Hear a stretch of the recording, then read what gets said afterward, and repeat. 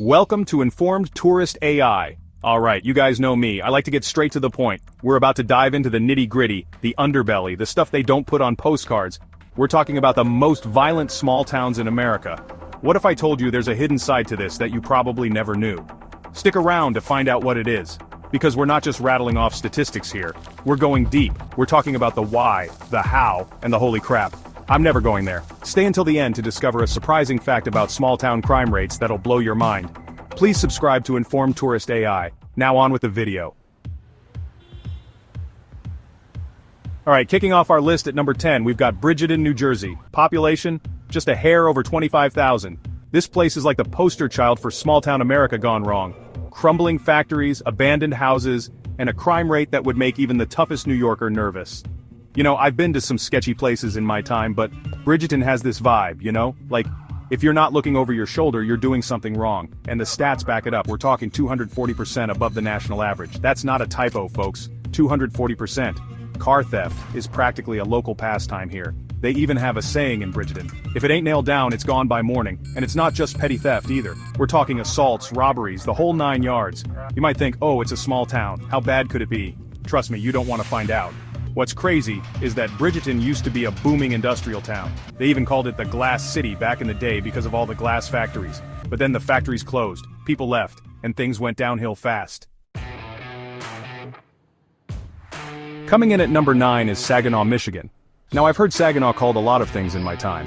Sag Nasty, Crime Town USA, you name it. But the one that always sticks with me is the birthplace of bad decisions.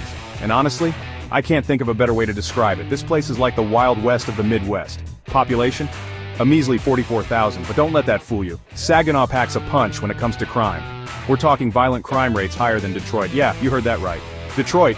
You know, I always thought Detroit had the market cornered on urban crime. But Saginaw? Saginaw's coming for the crown. And they're not playing around. We're talking assaults, robberies, homicides, you name it, Saginaw's got it. What's even crazier is that Saginaw's not even that big. You can drive across the whole city in like 15 minutes. Which means, statistically speaking, you're never that far away from the action. At number 8, we've got Gallup, New Mexico. Now, Gallup's a bit of a weird one. On the one hand, it's this quirky little town on Route 66, known for its trading posts, its Native American jewelry, and its stunning desert landscapes. But on the other hand, it's got a dark side, a side that's as unforgiving as the New Mexico sun. We're talking about crime, folks.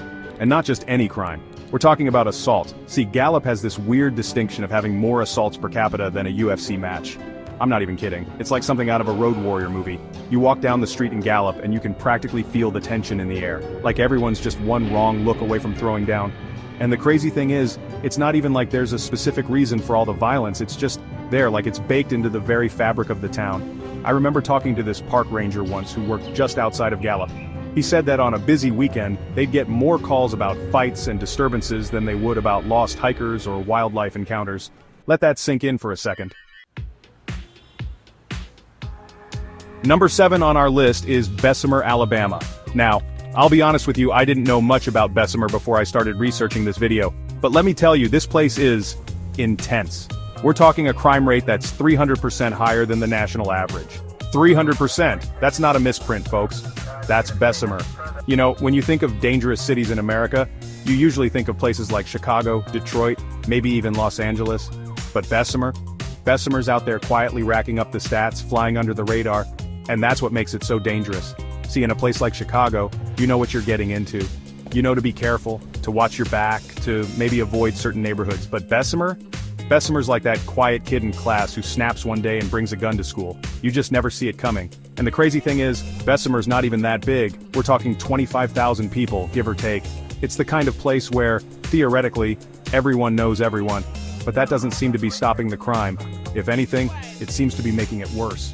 I read this article a while back about how Bessemer's police department is so short-staffed that they're having trouble responding to all the calls.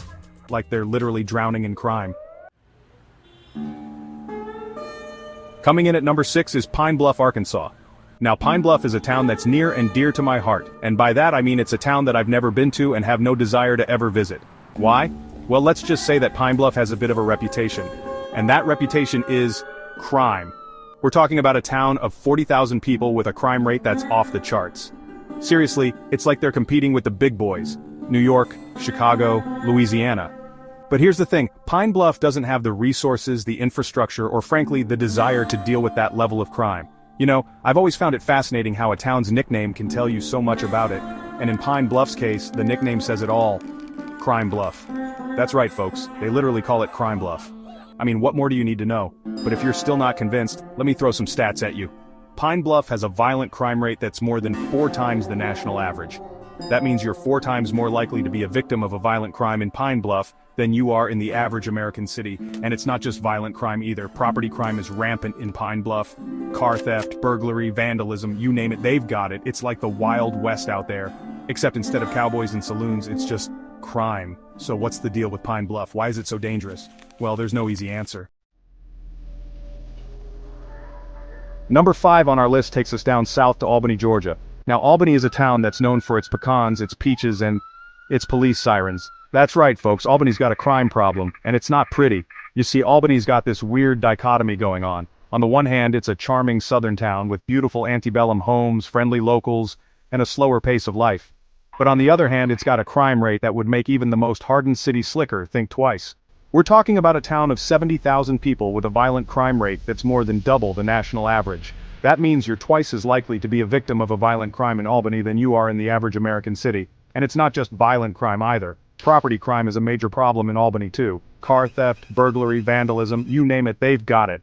It's like the criminals in Albany are working overtime to keep up with their counterparts in the big city. So, what's the deal with Albany? Why is it so dangerous? Well, like a lot of towns on this list, Albany has struggled with poverty, unemployment, and lack of opportunity. And when people are desperate, they do desperate things. But there's also another factor at play in Albany gangs. That's right, folks, gangs. You see, Albany is located right in the heart of gang territory. And these gangs aren't afraid to use violence to protect their turf, their drugs, and their money. It's a dangerous combination, really. Poverty, unemployment, and gangs. It's a recipe for disaster. Coming in at number 4 is Monroe, Louisiana. Now, Monroe's a town that's often overshadowed by its more famous neighbor to the south, New Orleans. But let me tell you, Monroe's got a charm all its own. And by charm I mean crime. That's right, folks, Monroe's got a crime problem. And it's not the kind of problem you can just ignore. We're talking about a town of 48,000 people with a violent crime rate that's more than 3 times the national average. That means you're 3 times more likely to be a victim of a violent crime in Monroe than you are in the average American city. And it's not just violent crime either. Property crime is a major issue in Monroe too. Car theft, burglary, vandalism, you name it, they've got it. It's like the criminals in Monroe are taking inspiration from their counterparts in New Orleans. So what's the deal with Monroe? Why is it so dangerous? Well, like a lot of towns on this list, Monroe has struggled with poverty, unemployment, and lack of opportunity. And when people are desperate, they do desperate things. But there's also another factor at play in Monroe: drugs. That's right, folks, drugs. You see, Monroe is located right on a major drug trafficking route. And where there are drugs, there's crime. It's a vicious cycle, really. Drugs lead to crime, crime leads to poverty, poverty leads to more drugs, and so on. Number 3, East St. Louis, Illinois. At number 3, we've got East St. Louis, Illinois. Now, if you thought regular St. Louis was a bit rough around the edges, well, let me introduce you to its estranged cousin across the river. East St. Louis makes its western counterpart look like a peaceful suburban utopia. This place is the epitome of a city that's fallen on hard times. With a population hovering around 26,000, it's got the crime stats of a city 10 times its size. We're talking about a place where the police sirens are practically part of the background music. Now, I'm not one to sugarcoat things, so let's be blunt. East St. Louis is dangerous. It's the kind of place where you don't want to be caught walking alone at night, or even during the day, for that matter. The streets are riddled with poverty, unemployment, and a sense of hopelessness that permeates everything. But what's even more disheartening is that East St. Louis wasn't always this way. It was once a thriving industrial center, a hub for manufacturing and transportation. But then the factories closed, the jobs dried up, and the city was left to decay. It's a classic tale of urban blight, a story that's been repeated in cities across America. But that doesn't make it any less tragic. To see a place with so much potential reduced to its current state is truly heartbreaking. Now I know what you're thinking. Why even mention East St. Louis? Why not just pretend it doesn't exist? But here's the thing. We can't just ignore these places. We can't just turn a blind eye to the problems that plague our country. East St. Louis is a symptom of a much larger disease, a disease that's eating away at the fabric of our society. It's a disease of poverty, inequality, and neglect. Number 2, Camden, New Jersey. Coming in at a depressing number 2 is Camden, New Jersey. Now, Camden's got this unfortunate reputation. It's known for its beautiful waterfront views, its proximity to Philadelphia, and its rampant crime. Seriously, this place makes Gotham City look like a walk in the park. We're talking about a city of over 73,000 people, with a crime rate that's enough to fuel an entire season of Law and Order. And I'm not talking about petty theft or jaywalking here. We're talking about the hard stuff. Murder, assault, robbery, the whole 9 yards. You know, it's funny. Camden's got all the ingredients for a great city. It's got a rich history, a prime location, and a resilient spirit. But somewhere along the way, things went terribly wrong. The factories closed, the jobs disappeared, and the city descended into a spiral of poverty and crime. It's like someone flipped a switch and overnight, Camden transformed from a bustling industrial center into a desolate wasteland. Number 1, Flint, Michigan. And the number 1 most violent small town in America is Flint, Michigan. Look, I'm not gonna sugarcoat it. Flint's got problems, big problems. And unfortunately, crime is just one piece of the puzzle. We all know about the water crisis, a man-made disaster that's left the city reeling for years. But even before that, Flint was struggling. We're talking about a city of around 80,000 people with a violent crime rate that's consistently ranked among the highest in the nation. This isn't just a statistic, it's a lived reality for the people who call Flint home. It's the constant fear, the gnawing anxiety, the knowledge that danger lurks around every corner. You know, I've been to a lot of tough places, but there's something about Flint that hits different. It's the sense of despair, the feeling that the city has been abandoned, left to fend for itself. And in a way, it has. That's a wrap. So, what's the takeaway here? These small towns remind us that crime isn't just a big city problem. It's a complex issue with deep roots in poverty, inequality, and lack of opportunity. The lesson? Always stay aware, trust your instincts, and maybe pack a little extra caution in your travel bag. And here's that surprising fact.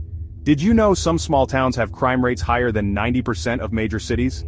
That's right, size doesn't always matter when it comes to crime. It's a stark reminder that we need to look beyond the stereotypes and address the underlying issues that contribute to crime in all communities. Thanks for watching Informed Tourist AI. Please hit the like button and subscribe. It's free and it helps the channel grow. Now enjoy one of these videos, just maybe don't watch it in one of these towns.